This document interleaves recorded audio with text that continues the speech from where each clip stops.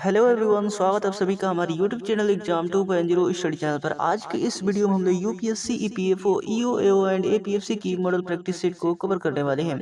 और ये practice set number 9 है और इससे पहले हमने 8 प्रैक्टिस सेट को कवर कर लिया था। अगर आपने उसे नहीं देखा है तो जाकर के चैनल के प्लेलिस्ट में से देख सकते हैं, या फिर उन सभी वीडियो का लिंक मैं अपने डिस्क्रिप्शन में दे दूंगा, तो वहां से भी आप लोग जाकर के देख सकते हैं। तो चलिए इस वीडियो को शुरू करते हैं बिना देर किए। और ये वीडियो आपको पसंद आता है तो इसको लाइक कर दीजिएगा, और चैनल को अभी तक सब्सक्राइब नहीं किया है तो चैनल को सब्सक्राइब करके बेल आइकन बटन भी दबा दीजिएगा। तो देखते हैं पार्ट ए को। तो अब यहाँ पर पार्ट ए में क्वेश्चन नंबर 1 से लेकर के 4 तक डायरेक्शन दिया गया है, जिसमें बताया गया है कि आपको नीचे दिए गए सेंटेंस में जो अंडरलाइन वर्ड्स हैं उनका सिमिलर इन मीनिंग निकालना है। तो चलिए देखते हैं।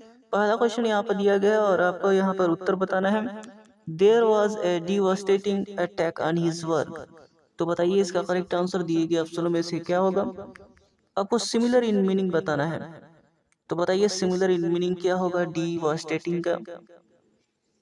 तो इसका करेक्ट आंसर हो जाएगा ऑप्शन नंबर फर्स्ट यानी टेरिबल। अगला प्रश्न देखते हैं। सेकंड नंबर दिया गया the committee conducted an exhaustive inquiry. तो आपको बताना है यहाँ पर एग्जॉस्टिव का क्या होगा सिमिलर इन मीनिंग। ऑप्शन दिए गए हैं time consuming, complicated, renewed, thorough. तो इसका क्या करेक्ट आंसर होगा। तो इसका करेक्ट आंसर हो जाएगा ऑप्शन नंबर 4 यानी थ्रो। एग्जॉस्टिव का थ्रो हो जाएगा। अगला प्रश्न देखते हैं। तीसरा नंबर दिया गया है कि he is just laying up a lot of trouble for himself. तो बताइए इसका correct answer similar in meaning बताना है। लेइंग अप का सिमिलर इन मीनिंग क्या होगा। तो ऑप्शन दिया गया क्लियरिंग, एक्यूमुलेटिंग, एक्सेप्टिंग, रिमूविंग। तो इसका करेक्ट आंसर हो जाएगा ऑप्शन नंबर सेकंड यानी एक्यूमुलेटिंग। अगला प्रश्न है 4 number he fought the demon with all his might. तो बताइए चौथा का यहाँ पर कौन सा करेक्ट हो जाएगा। माइट का सिमिलर इन मीनिंग बताना है। तो ऑप्शन दिए गए हैं हैवीनेस और स्ट्रेंथ, डेंसिटी या फिर पॉपुलैरिटी। तो इसका करेक्ट आंसर क्या होगा। तो इसका करेक्ट आंसर हो जाएगा ऑप्शन नंबर सेकंड यानी स्ट्रेंथ। अगला प्रश्न देखते हैं। डायरेक्शन 5 से लेकर के 8 तक दिया गया है, जिसमें आपको बताया गया है कि नीचे दिए गए अंडरलाइन वर्ड्स का अपोजिट इन मीनिंग बताना है। चलिए देखते हैं। क्वेश्चन नंबर 5 को देखते हैं, जिसमें आपको अपोजिट इन मीनिंग बताना है नीचे दिए गए अंडरलाइन वर्ड्स का। तो यहाँ पर क्वेश्चन नंबर 5 में his officer was very strict person. तो बताना है स्ट्रिक्ट का अपोजिट इन मीनिंग क्या होगा दिए गए ऑप्शनों की सहायता से। तो जल्दी से इसका करेक्ट आंसर बताइए। पहला ऑप्शन है प्लीजेंट, ओपन हार्टेड, लेनियंट और इंडिफरेंट। तो इसका करेक्ट आंसर हो जाएगा ऑप्शन नंबर थर्ड यानी लेनियंट। अगला प्रश्न देखते हैं। 6 नंबर दिया गया है कि servitude is not helpful for mental growth. तो आपको बताना है servitude is not helpful for mental growth में सर्विट्यूड का क्या होगा अपोजिट इन मीनिंग। ऑप्शन दिया गया और इसमें से करेक्ट आंसर बताइए। पहला ऑप्शन दिया गया है डिजर्विस, रिटायरमेंट या फिर फ्रीडम या टर्मिनेशन। तो इसका करेक्ट आंसर क्या होगा जल्दी से बताइए। तो इसका करेक्ट आंसर हो जाएगा ऑप्शन नंबर थर्ड यानी फ्रीडम। अगला प्रश्न देखते हैं 7वां नंबर। यहाँ पर 7वां नंबर दिया गया कि his attitude to poor people is deplorable. तो बताना है यहाँ पर डिप्लोरेबल का अपोजिट इन मीनिंग क्या होगा इन दिए गए ऑप्शनों में से। तो जल्दी से इसका करेक्ट आंसर बताइए। तो ऑप्शन दिया गया कमेंडेबल, मिजरेबल या फिर इक्विटेबल या फिर डिजायरेबल। तो इसका करेक्ट आंसर हो जाएगा ऑप्शन नंबर फर्स्ट यानी कमेंडेबल। डिप्लोरेबल का अपोजिट इन मीनिंग कमेंडेबल हो जाएगा। अगला प्रश्न देखते हैं 8वां नंबर। The guest made derogatory remarks about the food he was served. तो बताना है डेरोगेटरी का क्या मीनिंग होगा दिए गए नीचे ऑप्शनों में से। ऑप्शन दिए गए इंटरेस्टिंग, कॉम्प्लीमेंट्री, अननेसेसरी या फिर चीयरफुल। तो इसका करेक्ट आंसर हो जाएगा ऑप्शन नंबर सेकंड यानी कॉम्प्लीमेंट्री। अगला प्रश्न देखते हैं। डायरेक्शन दिया गया क्वेश्चन नंबर 9 से लेकर के 12 तक, जिसमें आपको ब्लैंक स्पेस भरना है नीचे दिए गए ऑप्शनों की सहायता से। तो चलिए देखते हैं क्वेश्चन नंबर 9 को। अब क्वेश्चन नंबर 9 यहाँ पर दिया गया है कि what did you think of the film blank space I don't like it very much. तो बताना है ब्लैंक स्पेस में कौन सा यहाँ पर ऑप्शन करेक्ट होगा जो कि मोस्ट अप्रोप्रिएट ऑप्शन होगा। तो बताइए, पहला दिया गया to be honest, being honest, to be fair या फिर इन ऑनेस्टी। जल्दी से इसका करेक्ट आंसर बताइए।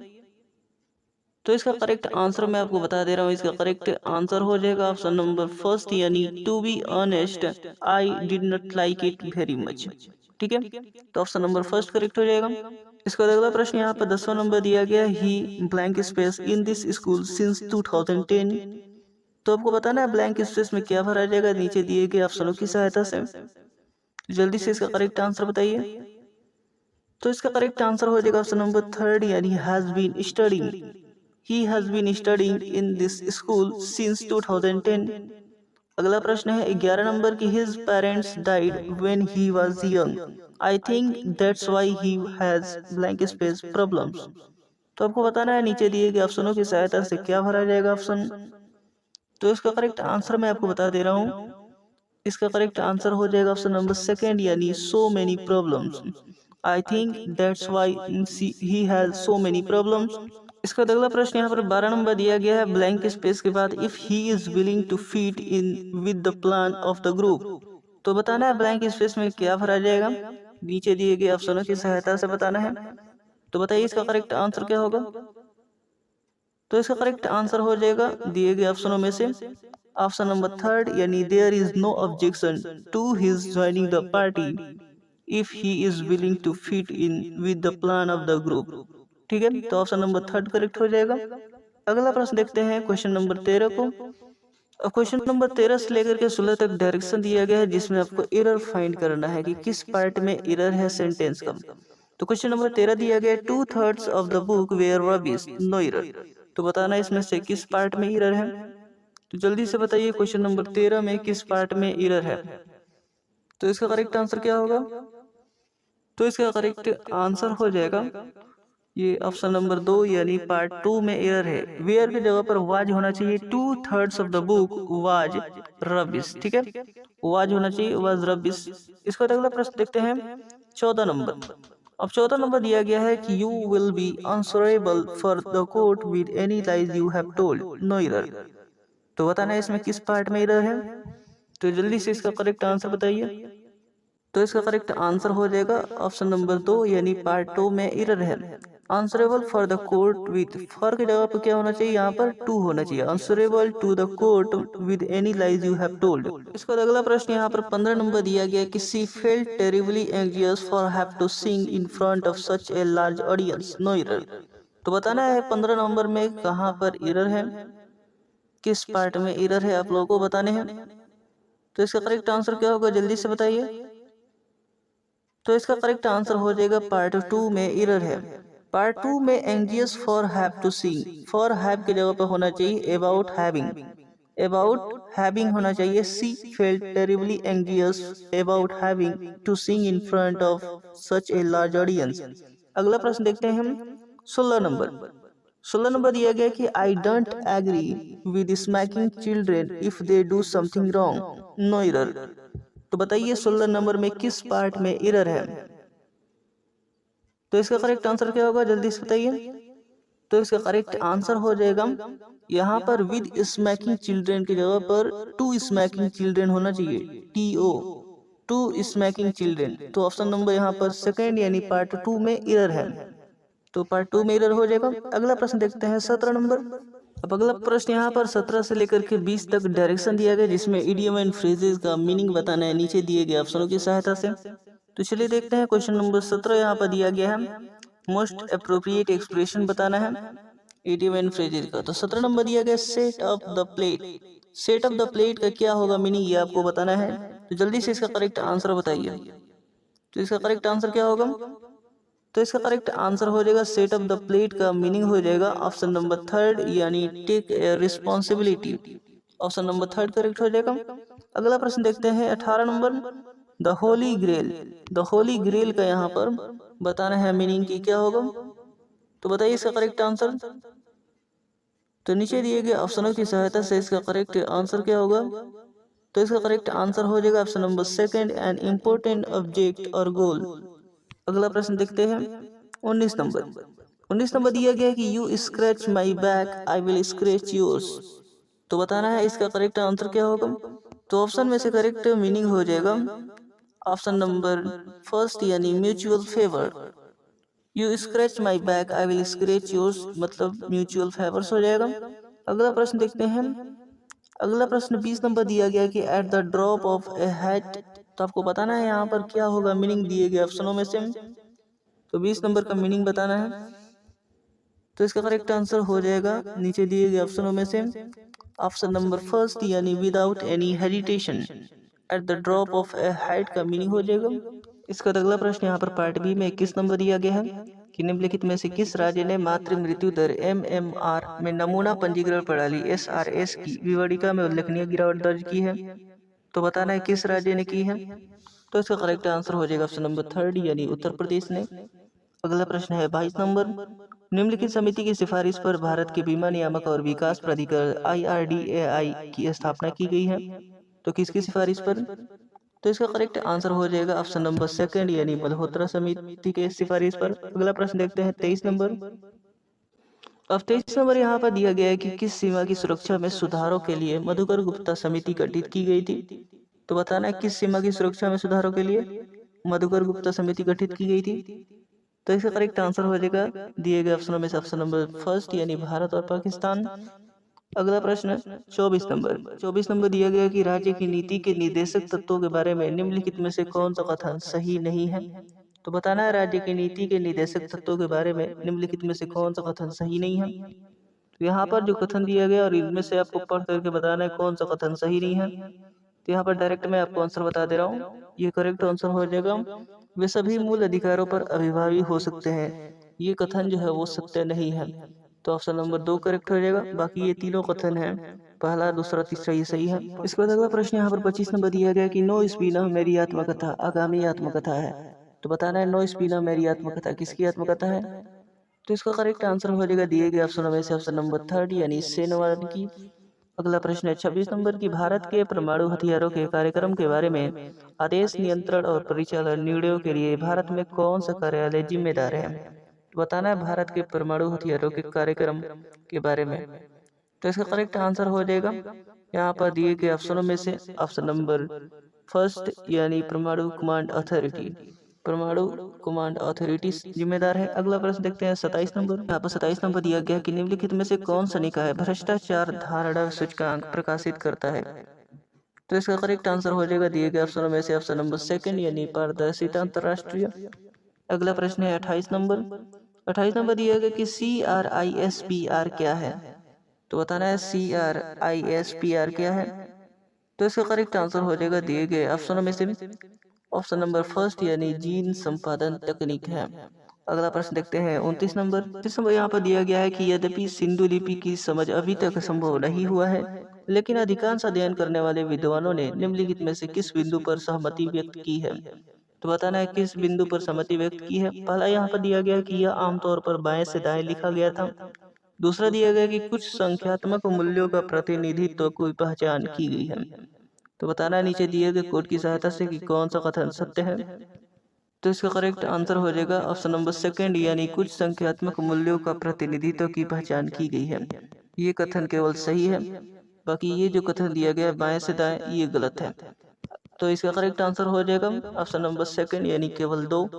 अगला प्रश्न देखते हैं 30 नंबर की विद्युत विभव की SI इकाई क्या होती है।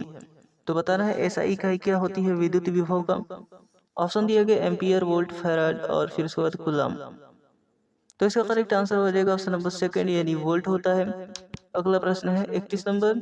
खाली स्थान के बाद दिया गया है कि न्यूरोलॉजिकल सक्रिय दवाएं हैं, वे तंत्रिका से रिसेप्टर तक संदेश हस्तांतरण तंत्र को प्रभावित करते हैं। तो बताना है कौन से दवाएं हैं। तो इसका करेक्ट आंसर हो जाएगा दिए गए ऑप्शनों में से ऑप्शन नंबर फर्स्ट यानी ट्रंकलाइजर्स। अगला प्रश्न दिया गया है 32 नंबर कि रक्त ग्लूकोज और सीरम कोलेस्ट्रॉल परीक्षण का पता लगाने के लिए आयोजित किया जाता है। तो बताना है किसका पता लगाने के लिए किया जाता है।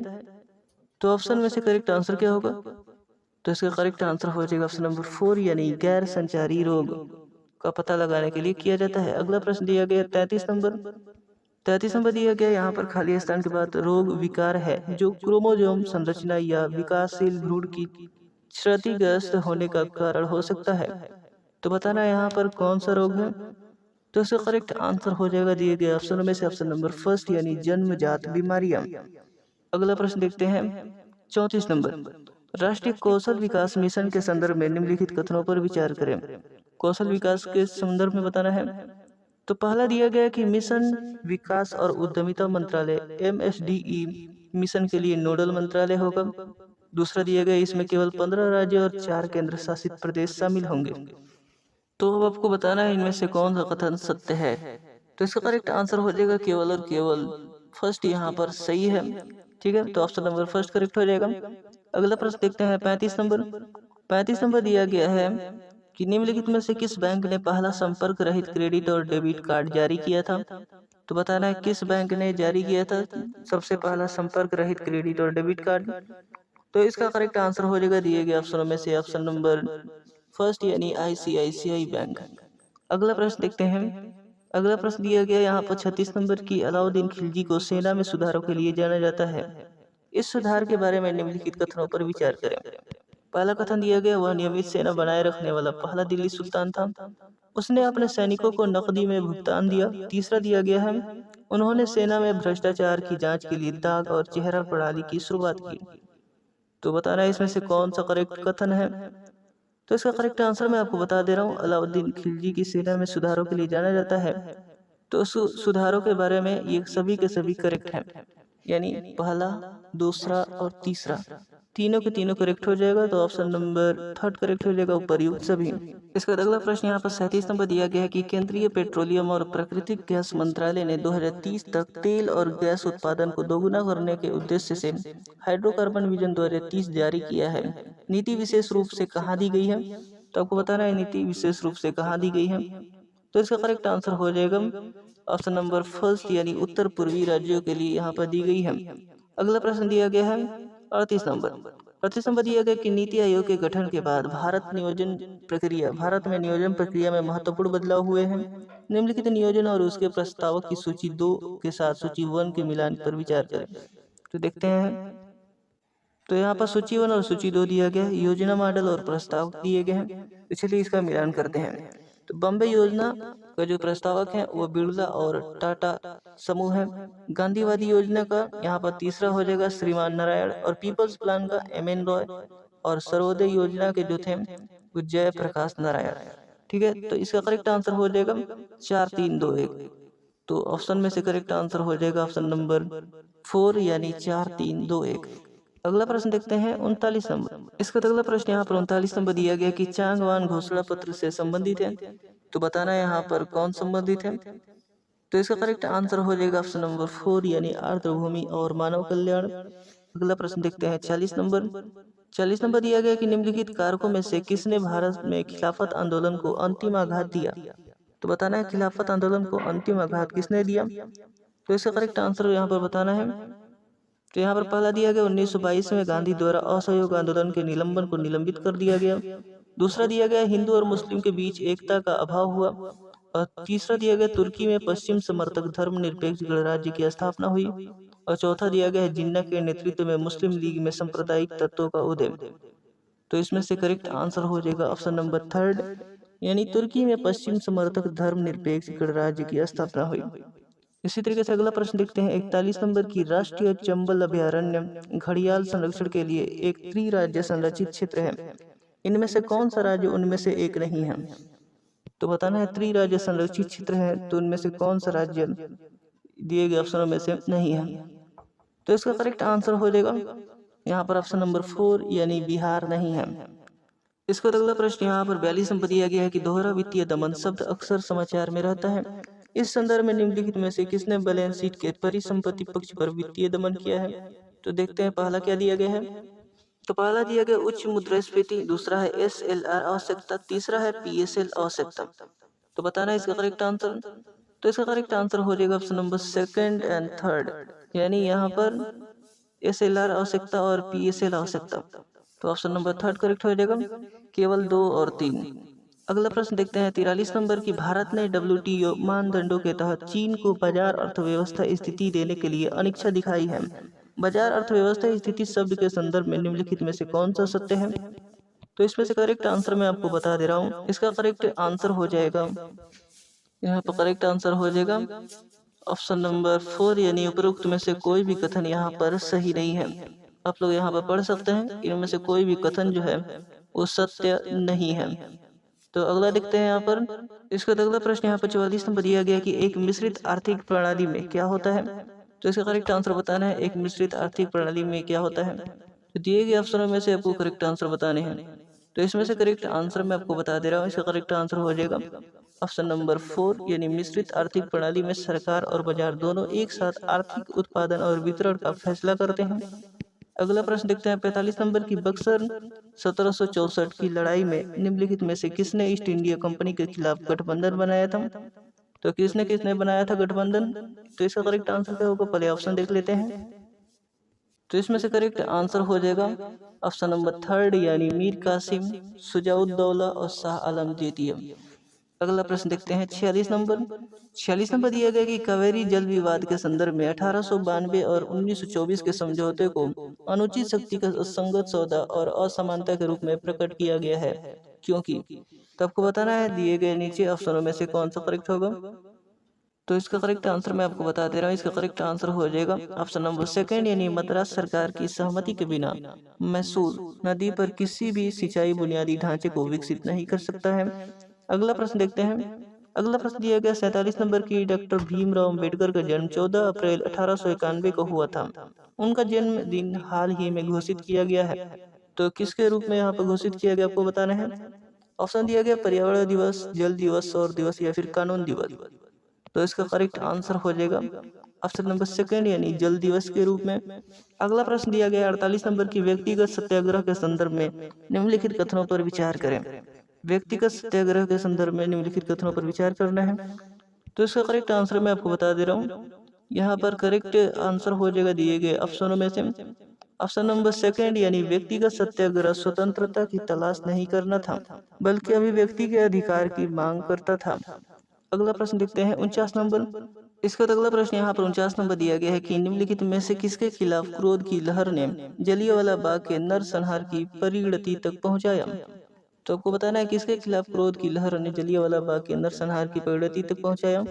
पहला दिया गया शस्त्र अधिनियम, दूसरा है लोक सुरक्षा अधिनियम और तीसरा दिया गया है रोलेट अधिनियम और चौथा दिया गया है वर्नाक्यूलर प्रेस एक्ट। तो इसका करेक्ट आंसर हो जाएगा ऑप्शन नंबर 3, यानी रोलेट अधिनियम। अगला प्रश्न दिया गया यहाँ पर 50 नंबर की। लाहौर सत्र के संबंध में निम्नलिखित में से कौन सा कथन सही है। तो बताना है कौन सा कथन यहाँ पर सही है। कांग्रेस के लाहौर सत्र की अध्यक्षता जवाहरलाल नेहरू ने की थी।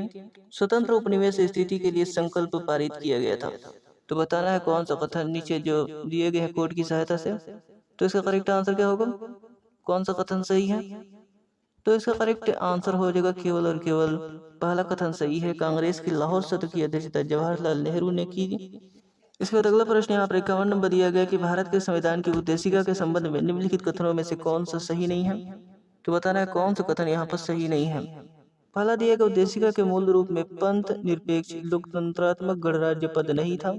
दूसरा दिया गया उद्देशिका में भारत के संविधान की मूल संरचना नहीं था। और तीसरा दिया गया उद्देशिका अपने आप किसी न्यायालय में परिवर्तनीय नहीं है। और चौथा यहाँ पर दिया गया कि उच्चतम न्यायालय ने अभी निर्धारित किया है कि जहाँ भाषा अस्पष्ट है वहाँ संविधान के विधिक निर्वचन में सहायक के रूप में उद्देशिका पर विचार नहीं किया जा सकता है। तो इसमें से करेक्ट आंसर क्या होगा दिए गए ऑप्शनों में से। तो इसका करेक्ट आंसर हो जाएगा ऑप्शन नंबर 4। ठीक है, ऑप्शन नंबर 4 करेक्ट हो जाएगा। अगला प्रश्न देखते हैं 52 नंबर। 52 नंबर दिया गया कि किसी भी चीज को मुद्रा के रूप में मान्यता दिए जाने के लिए उसमें निम्नलिखित में से कौन सी विशेषता होनी चाहिए। विनिमय प्रक्रिया में मध्यवर्ती के रूप में कार्य करना चाहिए। दूसरा दिया गया है कीमत उद्धृत करने के लिए मानक इकाई। तीसरा है अवश्य ही सरलता से विभाजित होना चाहिए। और चौथा दिया गया है कि वैकल्पिक प्रयोग में उच्चतर मूल्य का होना। इनमें से कौन सा करेक्ट हो जाएगा। तो इसका करेक्ट आंसर हो जाएगा ए, बी और सी, ये तीनों विशेषताएं होंगी। तो ऑप्शन नंबर कौन सा करेक्ट होगा। तो ऑप्शन करेक्ट हो जाएगा ऑप्शन नंबर 3, यानी ए, बी और सी। अगला प्रश्न देखते हैं 53 नंबर। 53 नंबर दिया गया कि रोजगार स्थितियों के आधार पर अर्थव्यवस्था को किस प्रकार के सेक्टरों में विभाजित किया जाता है। तो बताना है किस प्रकार के सेक्टरों में विभाजित किया जाता है। तो ऑप्शन दिया गया और इसमें से आपको करेक्ट आंसर बताने हैं। तो इसका करेक्ट आंसर हो जाएगा यहाँ पर ऑप्शन नंबर 1, यानी संगठित और असंगठित क्षेत्र में विभाजित किया जाता है। इसका अगला प्रश्न देखते हैं। अगला प्रश्न यहाँ पर दिया गया है 54 नंबर। 54 नंबर दिया गया कि मैंगनीज डाइऑक्साइड को एल्यूमिनियम पाउडर के साथ तप्त करके मैंगनीज का निष्कर्षण किया जाता है। इस अभिक्रिया के संबंध में निम्नलिखित में से कौन सा कथन सही है? तो देखते हैं, यहाँ पर कथन दिया गया और इसमें से आपको बताना है कौन सा कथन सही है। तो इसका करेक्ट आंसर मैं आपको बता दे रहा हूँ। इसका करेक्ट आंसर हो जाएगा यह अभिक्रिया ऊष्माक्षेपी होती है। अगला प्रश्न देखते हैं। अगला प्रश्न दिया गया यहाँ पर 55 नंबर। 55 नंबर दिया गया कि साइमन कमीशन के संबंध में निम्नलिखित में से कौन सा सही नहीं है? तो यहाँ पर पहला दिया गया कमीशन ने 1930 में अपनी रिपोर्ट जमा की। दूसरा दिया गया प्रांत में जिम्मेदार सरकार के विस्तार द्वितंत्र के उन्मूलन की सिफारिश की। तीसरा दिया गया ब्रिटिश भारत और रियासतों के संघ की स्थापना के खिलाफ सिफारिश की गई। चौथा दिया गया सांप्रदायिक मतदाताओं की निरंतरता के लिए सिफारिश की गई। तो बताना है इसका करेक्ट आंसर। तो इसका करेक्ट आंसर हो जाएगा यहाँ पर ऑप्शन नंबर 3 यानी ब्रिटिश भारत और रियासतों के संघ की स्थापना के खिलाफ सिफारिश की गई। अगला प्रश्न देखते हैं। इसका अगला प्रश्न यहाँ पर 56 नंबर दिया गया है कि मिलान करना है आपको सूची 1 को सूची 2 के साथ। सूची 1 में भारतीय संविधान की विशेषता दी गई है और सूची 2 में उधार लिया गया, यानी किस देश से यहाँ पर विशेषताएं जो है वो उधार लिया गया है। पहला दिया गया मौलिक अधिकार, दूसरा है संसदीय सरकार, तीसरा है अवशिष्ट शक्ति का विचार, चौथा है राजनीति के निर्देशक सिद्धांत। तो बताना है किस उधार लिया गया। तो चलिए इसका मिलान कर लेते हैं। मौलिक अधिकार का जो होगा वो संयुक्त राज्य अमेरिका से लिया गया है, संसदीय सरकार ब्रिटेन से, और इसी तरीके से अवशिष्ट शक्ति का विचार जो है वो कनाडा से, राजनीति के निर्देशक सिद्धांत आयरलैंड से। तो ऑप्शन करेक्ट हो जाएगा BAEC। BAEC करेक्ट हो जाएगा ऑप्शन नंबर 3 यानी ये वाला। अगला प्रश्न देखते हैं 57 नंबर। अब अगला प्रश्न यहाँ पर 57 नंबर दिया गया कि वर्ष के किस महीने को राष्ट्रीय पोषण माह के रूप में समर्पित किया गया था। तो बताना है किस वर्ष के महीने को राष्ट्रीय पोषण माह के रूप में समर्पित किया गया था। तो इसका करेक्ट आंसर हो जाएगा यहाँ पर ऑप्शन नंबर 3 यानी सितंबर महीने को। अगला प्रश्न देखते हैं 58 नंबर। अब 58 नंबर यहाँ पर दिया गया कि भारत का पहला राष्ट्रीय वन्यजीव अनुवांशिक संशोधन बैंक स्थापित किया गया है। तो बताना है कहाँ पर स्थापित किया गया है। तो इसका करेक्ट आंसर हो जाएगा यहाँ पर ऑप्शन नंबर 2 यानी हैदराबाद में स्थापित किया गया है। अगला प्रश्न देखते हैं 59 नंबर के अंतरिक्ष विभाग ने चंद्रयान 2 लैंडर को क्या नाम दिया है। तो बताना है चंद्रयान 2 लैंडर को क्या नाम दिया अंतरिक्ष विभाग ने। तो इसका करेक्ट आंसर हो जाएगा दिए गए ऑप्शनों में से ऑप्शन नंबर 1 यानी विक्रम साराभाई। विक्रम साराभाई नाम दिया है। अगला प्रश्न देखते हैं। अगला प्रश्न यहाँ पर दिया गया है 60 नंबर की कौन सा देश हांगिया नक्षत्र विकसित कर रहा है। तो बताना है इसका करेक्ट आंसर। तो इसका करेक्ट आंसर हो जाएगा दिए गए ऑप्शनों में से ऑप्शन नंबर 3 यानी चीन। अगला प्रश्न दिया गया है यहाँ पर 61 नंबर की भारत के राष्ट्रपति चुनाव के लिए निम्नलिखित में से कौन सा निर्वाचन मंडल का हिस्सा है। पहला दिया गया चुने गए और नामित सांसद, और यहाँ पर दूसरा दिया गया निर्वाचित और मनोनीत विधायक। तो इसमें से करेक्ट आंसर क्या होगा। तो इसका करेक्ट आंसर हो जाएगा ना ही 1 यहाँ पर सही है और ना ही 2 यहाँ पर सही है। तो इसका करेक्ट आंसर हो जाएगा ऑप्शन नंबर 4, ना तो 1 और ना ही 2। अगला प्रश्न देखते हैं। अगला प्रश्न यहाँ पर 62 नंबर दिया गया है कि निम्नलिखित कथनों पर विचार करें। पहला दिया गया कि मंत्रिपरिषद संसद के प्रति सामूहिक रूप से जिम्मेदार है। दूसरा दिया गया संसद को संसदीय समिति द्वारा दी गई रिपोर्ट को स्वीकार किया जाना चाहिए। तो बताना है उपर्युक्त कथनों में से कौन सा कथन सत्य है। तो इसका करेक्ट आंसर क्या होगा। तो इसका करेक्ट आंसर हो जाएगा यहाँ पर करेक्ट आंसर हो जाएगा ऑप्शन नंबर 4, ना तो 1 सही है और ना ही 2 यहाँ पर करेक्ट है। तो अगला प्रश्न देखते हैं 63 नंबर। 63 नंबर दिया गया कि बजट में भारत के समेकित निधि से 2 प्रकार के व्यय होते हैं। समेकित निधि पर किया गया व्यय और समेकित निधि से किया गया व्यय। किए गए व्यय से संबंधित निम्नलिखित में से कौन सा कथन सही है। तो बताना है कौन सा कथन सही है। पहला दिया गया यहाँ पर प्रभावित व्यय संसद द्वारा गैर मतदान योग्य, और यहाँ पर दूसरा दिया गया है संसद द्वारा इसकी चर्चा नहीं की जा सकती है। तीसरा दिया गया उच्च न्यायालय के न्यायाधीशों की पेंशन को भारत के समेकित निधि पर लगाया जाता है। तो बताना है इसका करेक्ट आंसर क्या होगा। तो इसका करेक्ट आंसर मैं आपको बता दे रहा हूँ। इसका करेक्ट आंसर हो जाएगा पहला और तीसरा यहाँ पर सही है। ठीक है, पहला और तीसरा। तो ऑप्शन करेक्ट हो जाएगा ऑप्शन नंबर 3 यानी केवल पहला और तीसरा। अगला प्रश्न देखते हैं। इसका अगला प्रश्न यहाँ पर 64 नंबर दिया गया कि हालांकि लोकसभा की तुलना में राज्यसभा को कम शक्ति दी गई है, लेकिन इसकी उपयोगिता निम्नलिखित में से किस आधार पर समर्थित है। तो आपको बताना है यहाँ पर पहला दिया गया कि यह संशोधन और विचार के प्रावधान के द्वारा लोकसभा द्वारा किए गए जल्दबाजी, दोषपूर्ण, लापरवाह और बीमार विचारों की जांच करता है। दूसरा यह दिया गया कि यह प्रतिष्ठित पेशेवरों और विशेषज्ञों को प्रतिनिधित्व देने की सुविधा प्रदान करता है जो प्रत्येक चुनाव का सामना नहीं कर सकते हैं। और तीसरा दिया गया कि यह केंद्र के अनुचित हस्तक्षेप के खिलाफ राज्यों के हितों की रक्षा करके संघीय संतुलन को बनाए रखता है। तो बताना है इसमें से कौन सा कथन सत्य है। तो इसका करेक्ट आंसर हो जाएगा यहाँ पर उपर्युक्त तीनों के तीनों कथन जो है वो सत्य है, उपर्युक्त सभी करेक्ट हो जाएगा। अगला प्रश्न दिया गया है 65 नंबर। 65 नंबर दिया गया है कि निम्नलिखित कथन पर विचार करें। राज्यपाल विधायिका द्वारा राष्ट्रपति के विचार के लिए पारित कुछ प्रकार के बिल आरक्षित कर सकते हैं। और दूसरा दिया गया कि राज्य सूची में उल्लिखित कुछ मामलों पर बिल राज्य विधायिका में केवल राष्ट्रपति के मंजूरी के साथ पेश किए जा सकते हैं। तो बताना इनमें से कौन सा कथन सत्य है। तो जल्दी से इसका करेक्ट आंसर बताइए। तो इसका करेक्ट आंसर हो जाएगा पहला और दूसरा दोनों कथन यहाँ पर सत्य है। तो इसका करेक्ट आंसर हो जाएगा ऑप्शन में से ऑप्शन नंबर 3 यानी दोनों। अगला प्रश्न दिया गया 66 नंबर के अनुमान समिति के संबंध में निम्नलिखित कथनों पर विचार करें। पहला कथन दिया गया यह केवल लोकसभा के सदस्यों द्वारा गठित किया जाता है। दूसरा दिया गया यह इस समिति के अध्यक्ष राष्ट्रपति द्वारा चुने जाते हैं। तो बताना इसमें से कौन सा कथन सत्य है। तो जल्दी से इसका करेक्ट आंसर बताइए। अनुमान समिति के संबंध में कौन सा कथन सत्य है। तो इसका करेक्ट आंसर हो जाएगा यहाँ पर केवल और केवल पहला कथन सत्य है, यानी यह केवल लोकसभा के सदस्यों द्वारा गठित किया जाता है। ऑप्शन नंबर फर्स्ट करेक्ट हो जाएगा, केवल और केवल 1। अगला प्रश्न देखते हैं। इसका अगला प्रश्न यहाँ पर 67 नंबर दिया गया है कि भारत के सौर कार्यक्रम के बारे में निम्नलिखित कथनों पर विचार करें। पहला कथन यहाँ पर दिया गया है कि जवाहरलाल नेहरू राष्ट्रीय सौर मिशन का लक्ष्य और ऊर्जा में भारत को वैश्विक नेता के रूप में स्थापित करना है। और दूसरा यहाँ पर दिया गया कि मिशन ने 2022 तक 20,000 मेगावाट ग्रिड से जुड़े सौर ऊर्जा को तैनात करने का महत्वाकांक्षी लक्ष्य निर्धारित किया है और इसका उद्देश्य देश में सौर ऊर्जा उत्पादन की लागत को कम करना है। तीसरा दिया गया कि फ्रांस मुख्य रूप से सौर क्षेत्रों में उपयोग किए जाने वाले सौर पैनलों के लिए पतली फिल्म प्रौद्योगिकी निर्यात करता है। तो इसका करेक्ट आंसर आपको बताना है कि दिए गए कौन से कथन ये सही है। तो इसमें से करेक्ट आंसर हो जाएगा पहला और दूसरा केवल कथन यहाँ पर सही है। तो यहाँ पर करेक्ट हो जाएगा केवल और केवल पहला और दूसरा, ऑप्शन नंबर 2।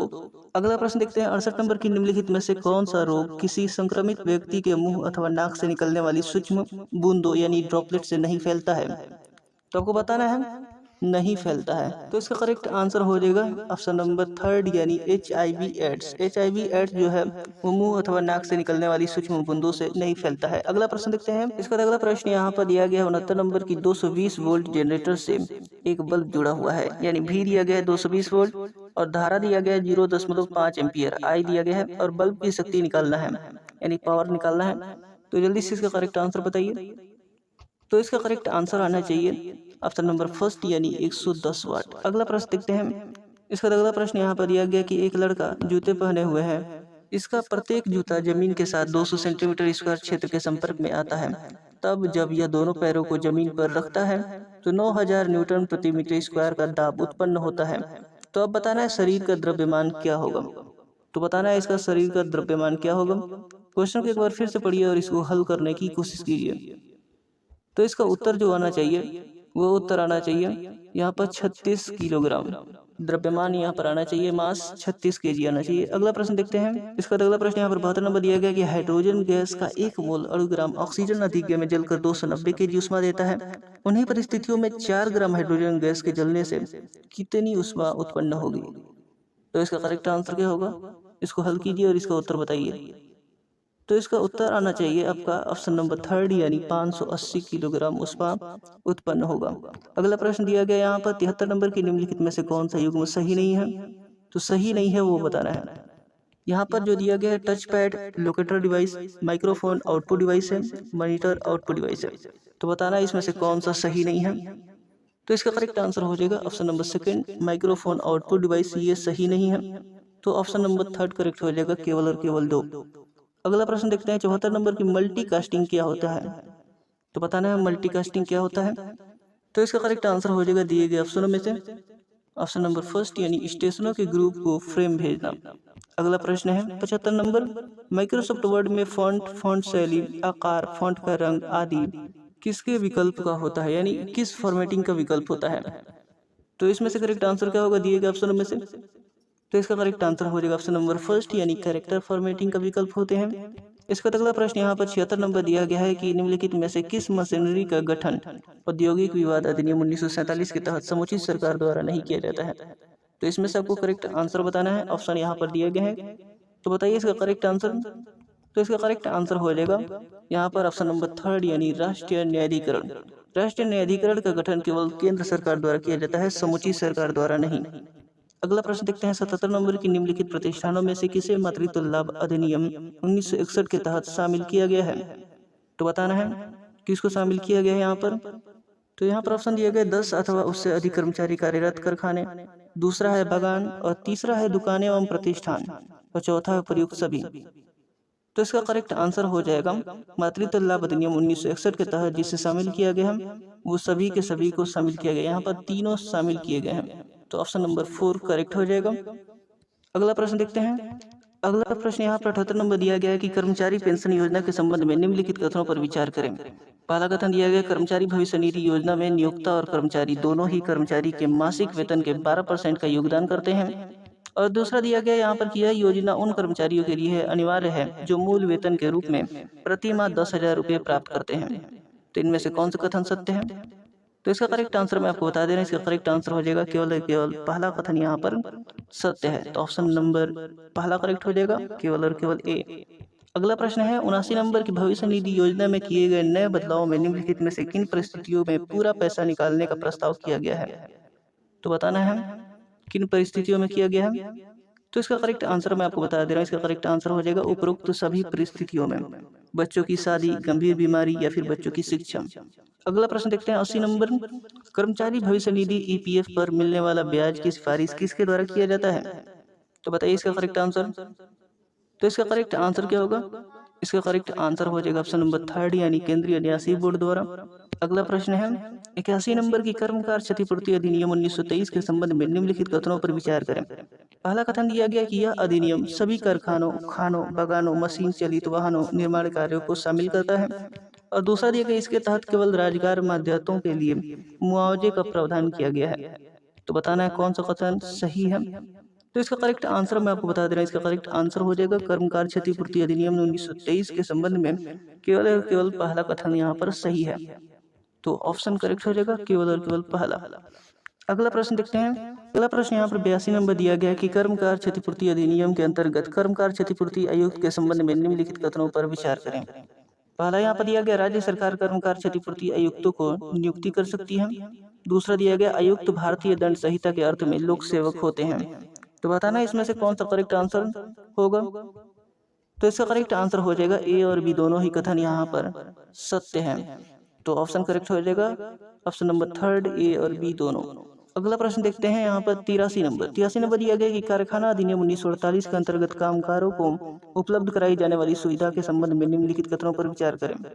पहला दिया गया, प्रत्येक कारखाना जिसमें 150 से अधिक कामगार नियोजित हों, प्राथमिक सहायता बॉक्स उपलब्ध होनी चाहिए। दूसरा दिया गया कि किसी कारखाने में जहां सामान्य या 250 से अधिक कामगार नियोजित हों, कामगारों के प्रयोग के लिए पदाधिकारी द्वारा कैंटीन अथवा कैंटीनों की व्यवस्था और रखरखाव किया जाएगा। तो इसमें से कौन सा कथन सत्य है? तो इसका करेक्ट आंसर हो जाएगा ऑप्शन नंबर ए और बी, यानी यहाँ पर दोनों कथन सही है। तो इसका करेक्ट आंसर हो जाएगा ऑप्शन नंबर थर्ड, ए और बी दोनों कथन यहाँ पर सही हैं। इसके बाद अगला प्रश्न यहाँ पर 84 नंबर दिया गया कि भारत में श्रम भागीदारी के संबंध में निम्नलिखित कथनों पर विचार करें। पहला कथन दिया गया, पिछले दशक में संगठित क्षेत्र में असंगठित रोजगार की हिस्सेदारी काफी बढ़ गई है। दूसरा दिया गया कि न्यूनतम मजदूरी कानून के दायरे में केवल 1999 से 2000 में 3.6% श्रम बल ही था। तो बताना है कौन सा कथन सत्य है। तो इसका करेक्ट आंसर हो जाएगा भारत में श्रम भागीदारी के संबंध में दोनों कथन यहाँ पर सत्य है, ए और बी दोनों कथन सत्य हैं। तो इसका करेक्ट आंसर हो जाएगा ऑप्शन नंबर थर्ड, ए और बी दोनों कथन सत्य है। अगला प्रश्न देखते हैं। इसका अगला प्रश्न यहाँ पर 85 नंबर दिया गया है कि निम्नलिखित में से कौन से कारक सामाजिक सुरक्षा अधिनियम 2008 के बेहतर परिणाम नहीं आने के लिए जिम्मेदार हैं। पहला दिया गया, इसके तहत कामगार सुविधा केंद्र बनाने की बात किया गया है, परंतु किसी भी राज्य द्वारा नहीं बनाए गए हैं। और दूसरा भी यही दिया गया कि इसमें कामगार सुविधा केंद्र बनाने की बात किया गया है, परंतु किसी भी राज्य द्वारा नहीं बनाए गए हैं। और तीसरा दिया गया कामगारों की अनिच्छा, और चौथा है पहला और दूसरा। तो इसमें से करेक्ट आंसर हो जाएगा ऑप्शन नंबर 4 यानी पहला और दूसरा दोनों करेक्ट है। अगला प्रश्न देखते हैं 86 नंबर। अब 86 नंबर दिया गया कि राष्ट्रीय विधिक सेवा प्राधिकरण असंगठित क्षेत्र में कामगारों को विधिक सेवा योजना के संदर्भ में निम्नलिखित कथनों पर विचार करें। तो पहला कथन दिया गया, इस योजना का क्रियान्वयन राष्ट्रीय विधिक सेवा प्राधिकरण नालसा द्वारा किया जाता है। और दूसरा आगे दिया गया है कि इसके माध्यम से विधिक सेवा संस्थाएं लागू करने वाले प्राधिकरण एवं लाभार्थियों के बीच की दूरी को कम करने में एक पुल का काम कर सकती है। तो उपरोक्त कथनों में से कौन सा कथन सही है? तो इसका करेक्ट आंसर हो जाएगा यहाँ पर ए और बी दोनों ही कथन सही है। ठीक है, तो ए और बी दोनों कथन यहाँ पर सही होगा, तो ऑप्शन करेक्ट हो जाएगा ऑप्शन नंबर 3 यानी ए और बी दोनों। ठीक है, अगला प्रश्न देखते हैं 87 नंबर। 87 नंबर दिया गया कि राष्ट्रीय विधिक सेवा प्राधिकरण असंगठित क्षेत्र में कामगारों को विधिक सेवा योजना के उद्देश्यों के संदर्भ में निम्नलिखित कथनों पर विचार करें। तो एक बार फिर से देखना है, यहाँ पर पहला दिया गया है सभी असंगठित कामगारों तक आवश्यक विधिक सेवाओं को संस्थागत बनाना, और दूसरा यहाँ पर दिया गया कि सरकारी प्राधिकरण से सहयोग कर तथा जनहित याचिका द्वारा विधान क्रियान्वयन में दूरी को समाप्त करना। तो अब बताना है उपयुक्त कथनों में से कौन सा कथन सत्य है। तो इसका करेक्ट आंसर हो जाएगा ए और बी दोनों ही कथन यहाँ पर सही है, तो ऑप्शन नंबर 3 करेक्ट हो जाएगा, ए और बी दोनों। अगला प्रश्न देखते हैं 88 नंबर। 88 नंबर यहाँ पर दिया गया कि कर्मचारी प्रोविडेंट फंड अधिनियम 1964 के अंतर्गत परिवार पेंशन निधि में कर्मचारी तथा नियोक्ता के द्वारा दिए जाने वाले अंशदान का अधिक से अधिक कितना हो सकता है। तो इसका करेक्ट आंसर हो जाएगा दिए गए ऑप्शनों में से ऑप्शन नंबर 1/4 यानी 1/4 यहाँ पर करेक्ट हो जाएगा ऑप्शन नंबर 4 1/4 भाग।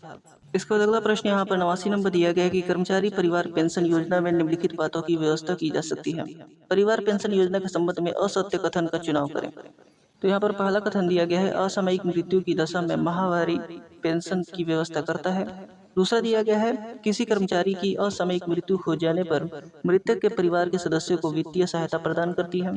तीसरा दिया गया इसके लिए एक कोष निर्मित किया जाता है जिसमें कर्मचारी तथा नियोक्ता दोनों अंशदान जमा करेंगे।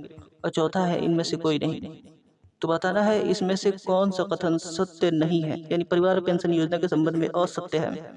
तो इसमें से करेक्ट आंसर क्या होगा? तो इसका करेक्ट आंसर हो जाएगा श्रम संघ अधिनियम के संबंध में केवल और केवल तीसरा यहाँ पर सही होगा। इसका पंजीकरण पंजीयक द्वारा किया जाएगा और उस पंजीकरण की तारीख से भंग बना जाएगा। अगला प्रश्न देखते हैं 91 नंबर। 91 नंबर दिया गया है कि कर्मकार क्षतिपूर्ति अधिनियम 1923 के तहत आश्रित निम्नलिखित नातेदारों में किसका बोध नहीं होता है। तो बताना है आश्रित निम्नलिखित नातेदारों में किसका बोध नहीं होता है। पहला दिया गया विधवा, धर्मज पुत्र, अविवाहिता, धर्मज पुत्री या फिर 18 वर्ष से अधिक उम्र का विकलांग पुत्र या पुत्री। तो इसका करेक्ट आंसर हो जाएगा ऑप्शन नंबर 2 यानी धर्मज पुत्र का बोध नहीं होता है। अगला प्रश्न देखते हैं 92 नंबर की उपादान भुगतान अधिनियम 1972 के अंतर्गत उपादान के संदर्भ में निम्नलिखित कथनों पर विचार करें। पहले कथन देख लेते हैं। तो पहला कथन यहाँ पर दिया गया है कि किसी ऐसे कर्मचारी के उपादान की राशि को जिसके किसी कृत जानबूझकर की गई गलती की वजह से नियोजक की संपत्ति को कोई क्षति पहुंचा है अथवा नुकसान की मात्रा में जब्त कर लिया जाएगा। दूसरा दिया गया है कि किसी कर्मचारी को देय उपदान की राशि 3,50,000 रुपये से अधिक नहीं होगी।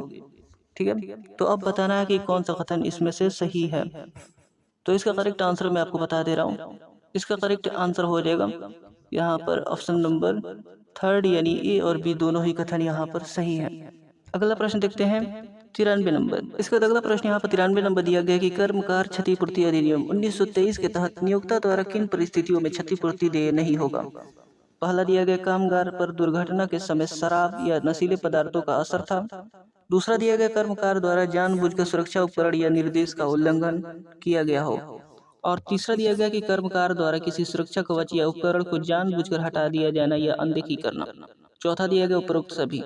तो इसमें से करेक्ट ऑप्शन जो हो जाएगा वो हो जाएगा ऑप्शन नंबर 4 यानी उपरोक्त सभी। अगला प्रश्न देखते हैं 94 नंबर। अब 94 नंबर दिया गया कि औद्योगिक संबंध के संदर्भ में जॉन डनलप के सिद्धांतों पर विचार करें। तो यहाँ पर दिया गया है औद्योगिक समाज में औद्योगिक संबंधों को श्रमिक प्रबंधकों तथा सरकार के अंतर संबंध कहा जाता है। दूसरा दिया गया कि इनके अनुसार औद्योगिक संबंधों को एक बेहतर दिशा देने में राज्य की भूमिका महत्वपूर्ण होती है। तो बताना है कौन सा कथन जो है वो असत्य है। तो असत्य कथन बताना है इसमें से कि कौन सा कथन असत्य है। तो इसका करेक्ट आंसर हो जाएगा यहाँ पर ऑप्शन नंबर 4, यानी न तो ए और ना ही बी असत्य है, यानी ना ए गलत है ना ही बी गलत है। ठीक है, तो ऑप्शन नंबर यहाँ पर 4 करेक्ट हो जाएगा। अगला प्रश्न देखते हैं, तब तक 95 नंबर दिया गया कि औद्योगिक संबंधों के विशिष्ट उद्देश्यों से असत्य कथन का चुनाव करें। तो आपको बताना है औद्योगिक संबंधों के विशिष्ट उद्देश्यों में से असत्य कथन का चुनाव करना है। तो पहले कथन को देख लेते हैं। कथन यहाँ पर दिया गया कि प्रबंधकों के मध्य अच्छे तथा स्वस्थ संबंधों का विकास करना। दूसरा दिया गया प्रगतिशील श्रम नीतियों का निर्माण करना। तीसरा दिया गया उत्पादन के राष्ट्रीय लक्ष्यों की पूर्ति में सहायक होना। और चौथा दिया गया श्रम बदली व अनुपस्थिति की दर में कमी करना। तो बताना है कौन सा करेक्ट होगा। तो इसका करेक्ट आंसर हो जाएगा ऑप्शन नंबर 2, यानी प्रगतिशील श्रम नीतियों का निर्माण करना। यह कथन जो है वो असत्य है। अगला प्रश्न देखते हैं 96 नंबर दिया गया कि शोध पर किया गया खर्च एक उदाहरण है। तो किसका उदाहरण है, ऑप्शन दिए गए और इसमें से करेक्ट आंसर बताइए। तो इसका करेक्ट आंसर हो जाएगा ऑप्शन नंबर 3, यानी अस्थगित संचालन खर्च का उदाहरण है। अगला प्रश्न है 97 नंबर की फर्म के समापन पर साझेदारों की व्यक्तिगत संपत्ति का उपयोग पहले किया जाता है। तो किसके द्वारा पहले किया जाता है। तो इसका करेक्ट आंसर हो जाएगा दिए गए ऑप्शनों में से ऑप्शन नंबर 1, यानी व्यक्तिगत देयताओं की भुगतान के लिए किया जाता है। अगला प्रश्न देखते हैं 98 नंबर यहाँ पर दिया गया है कंपनी के निर्वाचन के कारण निम्नलिखित में से कौन सा एक लाभ नहीं है।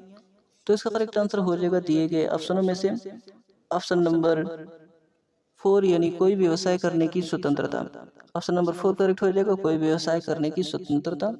अगला प्रश्न दिया गया है 99 नंबर दिया गया है कि प्रबंध लेखा परीक्षा का आदेश किया जाता है। लेखा परीक्षा का आदेश किया जाता है तो किसके द्वारा किया जाता है। तो इसका करेक्ट आंसर हो जाएगा ऑप्शन नंबर 3, यानी संचालक मंडल द्वारा।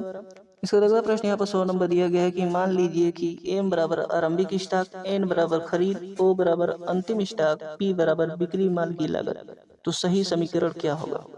तो सही समीकरण बताना है। पहला दिया गया M माइनस N बराबर O प्लस P, दूसरा है M माइनस O बराबर P माइनस O, और तीसरा है M माइनस O बराबर P माइनस N, और चौथा है P माइनस M बराबर N प्लस O। तो इसमें से करेक्ट आंसर हो जाएगा ऑप्शन नंबर 3, यानी M माइनस O बराबर P माइनस N। ठीक है, अगला प्रश्न देखते हैं 101 नंबर दिया गया है कि बीमांक वह व्यक्ति होता है जो। तो आपको बताना है ऑप्शन में से पढ़ करके बीमांक कौन होता है। तो इसका करेक्ट आंसर क्या हो जाएगा।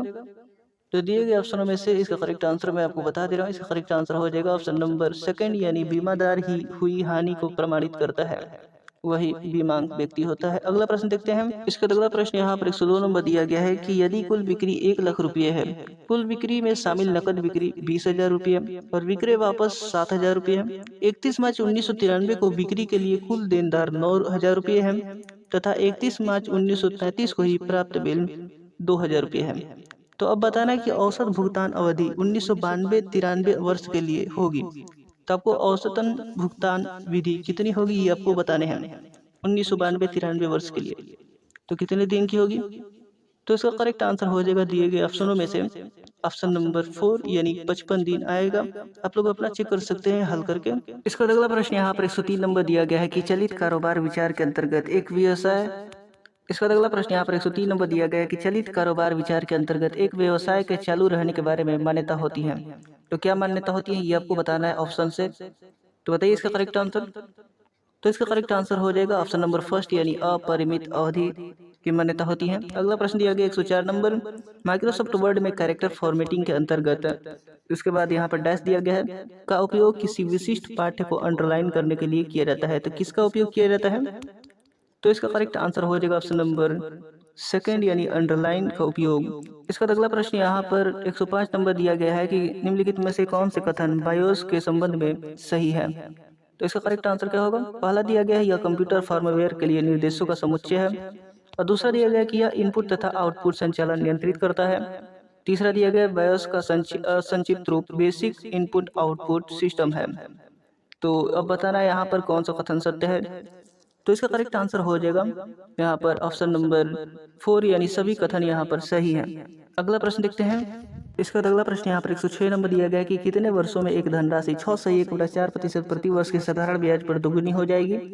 पहला दिया गया 16 वर्ष, दूसरा है 12.1/2 वर्ष, तीसरा है 8 वर्ष और चौथा है 10.2/3 वर्ष। तो बताइए इसका करेक्ट आंसर। क्वेश्चन को एक बार फिर से पढ़िए और इसका उत्तर देने की कोशिश कीजिए। इस वीडियो को पॉज करके अपना हल कर सकते हैं और इसका उत्तर आना चाहिए आपका ऑप्शन नंबर फर्स्ट यानी 16 वर्ष। अगला प्रश्न देखते हैं 107 नंबर। 107 नंबर दिया गया कि एक व्यक्ति 4 किलोमीटर प्रति घंटा की गति से चलते हुए एक निश्चित दूरी को 2 घंटे 45 मिनट में तय करता है। 16.5 किलोमीटर प्रति घंटा की गति से दौड़ते हुए वह उस व्यक्ति उस दूरी को कितने मिनट में तय करेगा। तो बताना है उस दूरी को 16.5 किलोमीटर प्रति घंटा की गति से दौड़ते हुए कितने मिनट में तय करेगा। तो जल्दी से इसका करेक्ट आंसर बताइए। क्वेश्चन को एक बार फिर से पढ़िए और इसका उत्तर देने की कोशिश कीजिए। ऑप्शन दिया गया 50 मिनट में, 35 मिनट में, 40 मिनट में या फिर 45 मिनट में। तो इसका करेक्ट आंसर हो जाएगा ऑप्शन नंबर थर्ड यानी 40 मिनट में। इसका अगला प्रश्न यहाँ पर 108 नंबर दिया गया है कि 6 सेंटीमीटर त्रिज्या के एक वृत्त के केंद्र से 10 सेंटीमीटर की दूरी पर स्थित एक बिंदु से एक स्पर्श रेखा वृत्त पर खींची जाती है। तो स्पर्श रेखा की लंबाई कितनी होगी। तो बताना है स्पर्श रेखा की लंबाई कितनी होगी। क्वेश्चन को एक बार फिर से पढ़िए और इसका उत्तर देने की कोशिश कीजिए। तो इसका उत्तर जो आना चाहिए ऑप्शन में से ऑप्शन नंबर 4 यानी 8 सेंटीमीटर होनी चाहिए। आप लोग अपना चेक कर सकते हैं, वीडियो को पॉज करके हल कीजिए और अपना आंसर चेक कीजिए। अगला प्रश्न है 109 नंबर की एक पाइप एक टैंक को x घंटों में भर सकता है और एक अन्य पाइप उसी टैंक को y घंटों में खाली कर सकता है। वे दोनों मिलकर उसे कितने समय में भर सकते हैं यदि y ग्रेटर देन x हो तो y बड़ा हो x से तब। तो इसका करेक्ट आंसर हो जाएगा यहाँ पर ऑप्शन नंबर फर्स्ट यानी एक्स वाई बटा में y माइनस एक्स। आप लोग अपना आंसर चेक कर सकते हैं इसको।